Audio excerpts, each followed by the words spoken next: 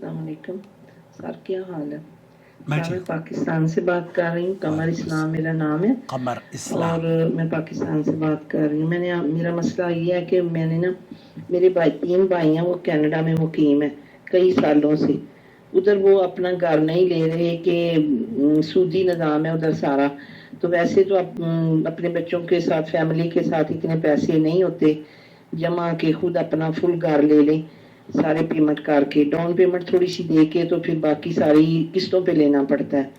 تو وہ کہتے ہیں یہ سودی نظام ہے، لیکن وہ ادھر سسٹم اس طرح کا ہے کہ روز آئے روز ان کو مکان چینج کرنا پڑتا ہے، بڑا مسئلہ ہے۔ تو آپ ہمیں یہ مسئلہ بتائیں کہ کیا وہ اپنا رہنے کے لیے گھر لے سکتے ہیں قسطوں پہ یا نہیں لے سکتے؟ آپ بتا دیں۔ میں اللہ بتاتا حافظ۔ ہوں آپ کو دوستو، بھائی اور بہنوں، قسطوں پر مکان لینا یا قسطوں پر اشیاء خریدنا، جو ضرورت کی چیزیں ہیں، گاڑی ہے، گھر ہے اور گھریلو استعمال کی بہت ساری ایسی اشیاء ہیں جو کہ اس وقت ہمارے پاس اتنے پیسے نہیں ہوتے جو ان کو کیش دے کر ہم لے سکیں۔ ایسی صورت میں ہم کچھ کمپنیز جہاں انہوں نے سہولتیں فراہم کی ہوتی ہیں، وہ آپ کی ضرورتوں کو، جو اس کی ضروریات ہوتی ہیں، اس کی اشیاء آپ کو آسان قسطوں میں فراہم کر دیتے ہیں۔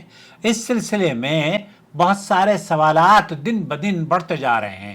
یہ ایک ایسا سوال ہے، اس سے ملتا جلتا سوال آپ نے اگر گزشتہ دنوں سنا ہو، کئی چینلز پر انشورنس پالیسیز کو لے کر بھی بڑی گفتگو رہی ہے۔ اسی طریقے سے علمی حلقے میں بھی میں اکثر اپنے علماء سے بھی یہ گزارش کرتا ہوں کہ ان موضوعات پر جو جدید اس دور کی ضرورتوں کو یا سماج کو ایجوکیٹ کرتے ہوئے ان کے لیے آسانیاں فراہم کر سکیں، ایسے پروگرام منظر عام پر لانے کی بے حد ضرورت ہے۔ سماحت الشیخ سلیمان الرحیلی سے، شیخ صالح الفوزان سے، شیخ محمد ابن عثیمین سے، شیخ عبدالعزیز ابن باز سے، ان سب سے اس طرح کے سوالات پوچھے گئے۔ انہوں نے کیا کہا؟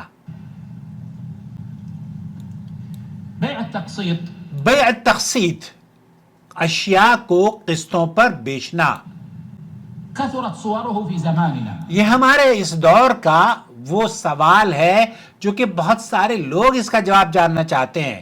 یہ سوال بہت زیادہ کیا جاتا ہے، وصورته العامة اور اس کی جو عام شکل ہے، بيع سلعة کسی بھی چیز کو بیچنا بثمن مؤجل، اس چیز کی جو قیمت ہے وہ آپ بعد میں حاصل کریں گے، مؤجل، منجم على أزمنة، قسطوں پر اس کو تقسیم کرنے کے بعد أكثر من ثمنها الحاضر، اس کے موجودہ جو کاسٹ ہے، جو اس کی ایکچولی کاسٹ ہے، اس سے بڑھا کر دی جاتی ہے، چاہے وہ گاڑی ہو، بنگلہ ہو، گھر ہو، جو ضرورت کی، فریج ہو، کوئی بھی چیز ہو۔ بيع سلعة بیع سلعۃ بثمن مؤجل، بثمن مؤجل، اس چیز کو جو آپ کی ضرورت کی چیز ہے، آپ اسے خریدنا چاہتے ہیں، وہ آیا قسطوں پر خریدنا جائز ہے یا نہیں؟ منجم منجم، مقسم مقسم، على تقسیم کر أزمنة کے معينة أكثر من ثمنها الحاضر. اکثر من ثمن الحاضر، یعنی کہ آپ یہ سمجھ لیجئے ایک گھر آپ خرید رہی ہیں، چاہے کینیڈا میں ہو یا کہیں پر بھی ہو، چاہے وہ بینک سے ہو یا غیر بینک سے ہو۔ شیخ صالح الفوزان نے فرمایا کہ بینک سے اگر کوئی خرید رہا ہے گھر، تو بینک کو کیا کرنا چاہیے؟ بینک اس چیز کو خرید لے، اپنے اس گھر کو خرید کے پھر اس شخص کو جو کہ بینک سے خرید رہا ہے اس سے معاہدہ کرے اور پھر وہ قسطوں پر اس کو دے دے۔ یہ جائز ہے۔ کیوں؟ کیونکہ کوئی ایسی چیز جو آپ کی ملکیت میں نہیں ہے، آپ اسے خرید یا اس کو فروخت کرنے کے مجاز نہیں ہے۔ هذا بيع التقسيط.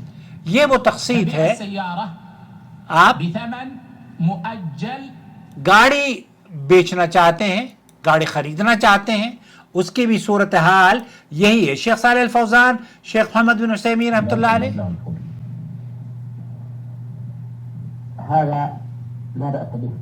شیخ یہ کہتے ہیں کہ اس طرح کی ڈیل جو ہو رہی ہے اس میں کوئی حرج کی بات نہیں ہے. إجماع أهل العلم اس میں علماء کا اجماع ہے أن الإنسان إذا اشترى السلعة ان الانسان اذا اشترى السلعة لحاجته اليها لحاجته إليها بثمن مؤجل بثمن مؤجل، وہ پھر اس کی جو قیمت ہے وہ بعد میں ادا کرتا ہے، سواء كان يحل دفعة واحدة چاہے وہ ایک قسط ہو یا 10 قسطیں ہوں یا 5 سال کی ہوں یا 25 سال کی ہوں. أو يحل على دفعات. تو یہ جو طریقہ کار ہے اس طریقے کے بارے میں گھروں، گاڑیوں، بڑی اشیاء کی خرید و فروخت میں لوگوں کو سہولت مطلوب ہوتی ہے، اور سہولت ان کو فراہم کرنے کے لیے ایک مرتبہ ہی ان کی قیمت وہ ادا نہیں کر پاتے، اور اسی حال کو بہتر حال میں یا آسانی میں تبدیل کرنے کا جو اہل اسلام نے طریقہ کار بیان کیا ہے، کیونکہ اسلام ہماری مشکلات کو جانتا ہے اور اللہ رب العالمین نے اپنے اس دین میں آسانی رکھی ہے نہ کہ تنگی ہو. علماء کرام کے اکثر اہل علم کا یہ موقف ہے کہ کسی بھی شخص کو کسی چیز کی اپنی ضرورت کے لیے قسطوں پر اگر وہ سامان خریدتا ہے، چاہے وہ ایک مقررہ وقت میں پوری رقم ایک ساتھ دینی ہو یا مہینوں اور سالوں میں قسطوں کی صورت میں، تو یہ جائز ہے. البتہ اگر شروع ہی سے طے کر لیا جائے کہ یہ چیز نقد پر اتنے کی ہے اور قسطوں پر اس کی قیمت اتنی ہو جائے گی، تو یہ جو اضافی شکل ہے اس اضافی مال کو شیخ محمد بن صالح عثیمین، شیخ ابن باز اور سعودی عرب کے کبار علماء کا موقف یہ ہے، اس میں یہ ربا نہیں ہے. کیوں؟ کیونکہ آپ نے ایک چیز کو خریدنے کے لیے آسانی آپ کو چاہیے تھی، اور وہ آسانی جو صاحب سلعہ ہے، جس سے آپ گھر خرید رہے ہیں، چاہے وہ بینک سے خرید رہے ہوں. اچھا، یہ آپ کا مسئلہ نہیں ہے کہ اگر وہ بینک سودی کاروبار بھی کر رہا ہو، آپ سے ٹرانزیکشن اس کی سودی کاروبار کی نہیں ہے، آپ اس سے اشیاء یا گھر یا گاڑی خرید رہے ہیں، تو جو ٹرانزیکشن آپ کی ہے جس میں آپ نے ان کے ساتھ ایگریمنٹ کیا ہے اسی پر حکم لگایا جائے گا. تو اس نتیجے پر علماء پہنچے ہیں کہ قسطوں پر گاڑی خریدنا، قسطوں پر اشیاء خریدنا، قسطوں پر گھر خریدنا، قسطوں پر فریج اور جو ضروریات کی اشیاء ہیں وہ خریدنا بالکل جائز ہے. اس کی جو اہم ترین شق ہے جو کہ اس کو حرام کے زمرے میں داخل کرتی ہے وہ ہے کہ آپ نے اگر ڈیلے کر دی اور پیمنٹ ڈیلے نہیں ہوئی، تو پھر پیمنٹ ڈیلے کرنے کی وجہ سے بعض مرتبہ وہ چیزیں اٹھا لی جاتی ہیں اور آپ کو خسارے کا، آپ کو بہت سارا نقصان ہونے کا اس میں امکان ہوتا ہے اور نقصان ہوتا ہے. تو ایسی صورت میں آپ اس کو اگر حلال طریقے سے ملکیت حاصل کرنا چاہتے ہیں تو میک شور کہ آپ اس کی جو قسطیں ہیں وہ وقت پر ادا کرتے رہیں تاکہ اس سے بچ جائیں، اور اس میں ایگریمنٹ میں کوئی ایسی چیز نہ ہو کہ اگر آپ کی تاخیر ہو گئی تو پھر یہ اس تاخیر کے بدلے آپ کو ڈبل دینا پڑے گا اور اس کے بدلے آپ کو ٹرپل دینا پڑے گا. اور پھر چونکہ جو چیز آپ نے جو معاہدہ بنایا ہے 2 سال کا 3 سال کا، اس پر آپ بھی اگر اس کا احترام کرتے ہیں اور اس پر کارآمد یا اس پر عمل ہوتا ہے، تو ایسی صورت میں تمام علماء کا موقف یہ ہے کہ یہ چیزیں خریدنا قسطوں پر جائز ہے اگر ابتدائی میں قیمت اور شرائط واضح طور پر لکھ لی جائیں. یہ شریعت کی آسانی ہے اور اللہ رب العالمین آپ کے لیے آسانیاں چاہتا ہے نہ کہ تنگیاں. مجھے امید ہے وضاحت ہو گئی ہوگی. والسلام علیکم ورحمۃ اللہ وبرکاتہ.